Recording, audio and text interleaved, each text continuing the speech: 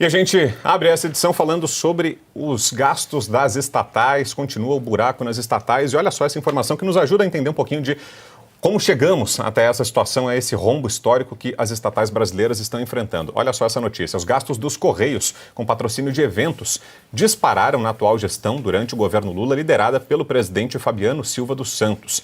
Saíram de uma média de R$430 mil ao ano de 2019 a 2022, no governo Bolsonaro, para R$34 milhões só em 2024.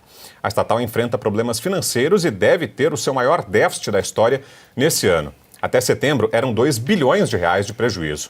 Dentre os patrocínios registrados em 2024 está o envio de R$600 mil à 36ª Feira Internacional do Livro em Bogotá, na Colômbia. Sim, dinheiro nosso aqui do Brasil, dinheiro dos Correios abastecendo Feira Literária na Colômbia.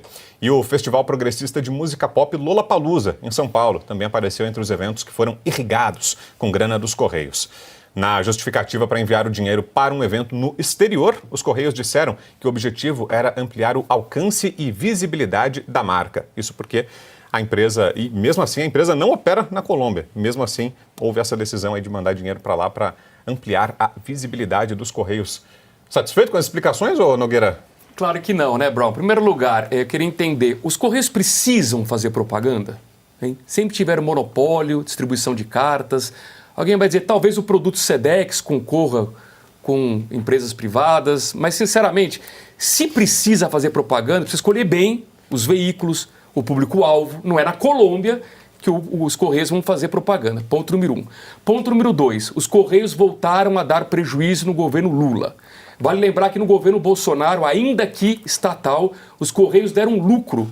O que mostra que, se você faz pelo menos uma boa gestão, coloca técnicos para comandar estatais, até estatais dão lucro, né?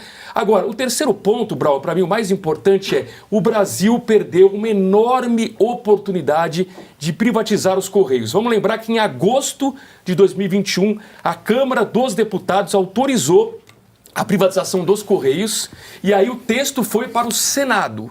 E o presidente do Senado, Rodrigo Pacheco, sentou em cima do projeto e não colocou para votação. Uma pena, porque eu defendo a privatização de todas as estatais justamente para evitar que governos que vêm na sequência possam causar prejuízo. Lembrando que quando você gera prejuízo numa estatal, quem paga a conta somos nós, contribuintes, através de impostos. Agora, ô Nogueira, você acha que de fato está ainda muito tímida essa reação? Até parlamentar, eu vi algumas pessoas aqui no chat cobrando justamente sobre isso. Reação da oposição para uma investigação séria sobre isso que está acontecendo, para que se esclareça se de fato é má gestão, que decisões administrativas estão levando a esse buraco nos Correios, se é só um problema de gestão, se tem corrupção no meio. Você acha que falta alguma ação mais enérgica por parte, por exemplo, da oposição, Nogueira? Claro, com certeza, Brown. A partir do momento que você tem uma virada de jogo, as estatais que davam lucro voltam a dar prejuízo, você precisa investigar o porquê do prejuízo.